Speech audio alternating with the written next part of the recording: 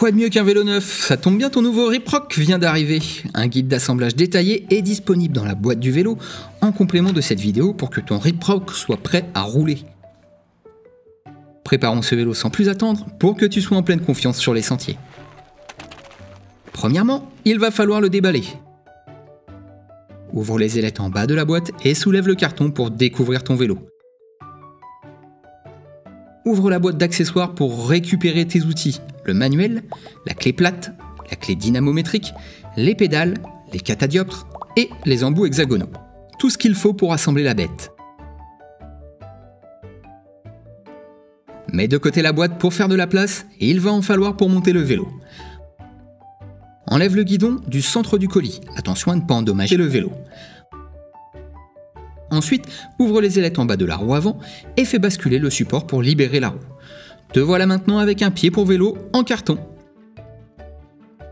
Avant de commencer l'assemblage, découvrons la clé dynamométrique.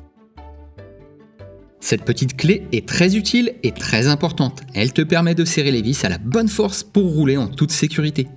Sans tension, le manche pointeur est aligné avec la ligne indiquant 0 Nm. Pour connaître le bon niveau de couple, mets de la force sur le manche jusqu'à sentir une résistance. Continue jusqu'à ce que le pointeur soit aligné avec la ligne du chiffre qui correspond au couple à appliquer. Attention à ne pas toucher la jauge de couple avec ton doigt pour éviter une lecture erronée. Allez, maintenant, c'est parti pour le guidon. Desserre et enlève les vis et leurs rondelles pour retirer la fixation de la potence. Installe le guidon et remets en place les fixations en alignant bien les trous. Serre les fixations à l'aide de l'embout hexagonal. N'oublie pas les rondelles. Maintenant, tu peux aligner le guidon en centrant le logo S et en ajustant les lignes pour qu'elles soient parfaitement centrées. C'est le moment de serrer tout ça. Attrape ta clé dynamométrique et serre chaque vis d'un demi-tour en respectant un serrage en croix. Continue jusqu'à ce que tes vis soient serrées à un couple de 5,2 Nm juste après la marque 5 sur ta clé. Une fois que tout est serré, fais un double contrôle pour être sûr que tout est aligné avec la roue avant. Si la potence doit être alignée, desserre simplement les vis et aligne le tout avec la roue avant.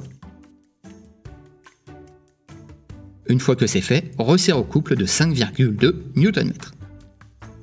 Maintenant, accroche-toi bien, on passe à la selle. Attrape ta clé hexagonale de 4 mm et desserre le collier de tige de selle.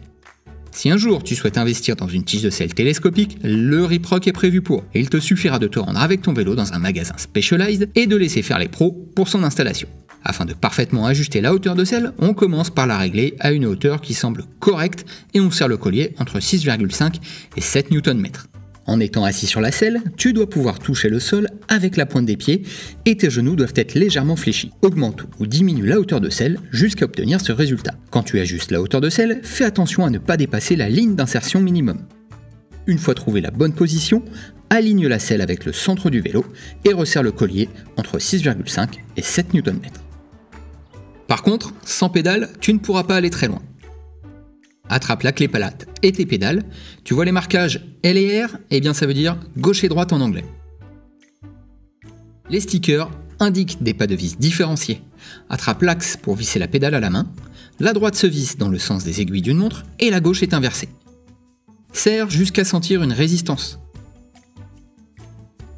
Ensuite, tu vas verrouiller d'un demi-quart de tour supplémentaire à l'aide de la clé plate.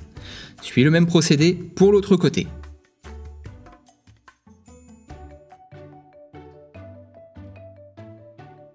Maintenant, tu peux pédaler. On va vérifier ensuite le positionnement des leviers de frein. Si tu as du mal à les attraper, tu peux ajuster la garde grâce à la molette rouge à l'intérieur du levier, pour trouver la position idéale pour tes mains. Cela doit être confortable en roulant. Attention, le levier ne doit pas toucher la poignée quand tu freines. N'hésite pas à contacter un revendeur Specialized si tu as du mal avec ce réglage.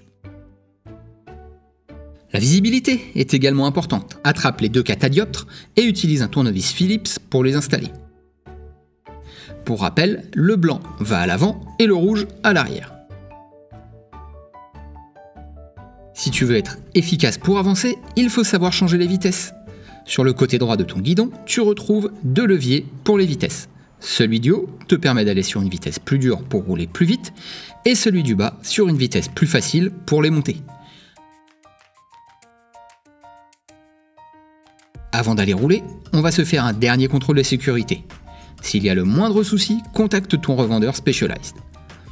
D'abord, assure-toi que la tige de selle, la potence, le guidon et les roues sont bien serrés. Vérifie que rien ne bouge et que tout est OK en tirant dessus, en tournant le guidon et en vérifiant que tout est aligné. Si ce n'est pas le cas, retourne en arrière et vérifie chaque étape. Vérifie également si la hauteur de selle est bonne et te correspond. Vérifie la pression des pneus. Pour la plupart des terrains, 2 bars ou 25 PSI sont un bon point de départ. Attention à ne pas trop gonfler les pneus, 40 PSI c'est le maximum. Fais tourner les roues, elles doivent tourner librement, sans friction. Ensuite, ta potence, vérifie qu'elle soit bien alignée. Si quoi que ce soit doit être réajusté, fais attention à bien respecter le couple de serrage de chaque vis. Et voilà, ton RigProc est maintenant prêt à affronter les sentiers et les pistes, la boue et la poussière, bref, tout ce que tu pourras lui faire subir. Enfile ton casque et va rider.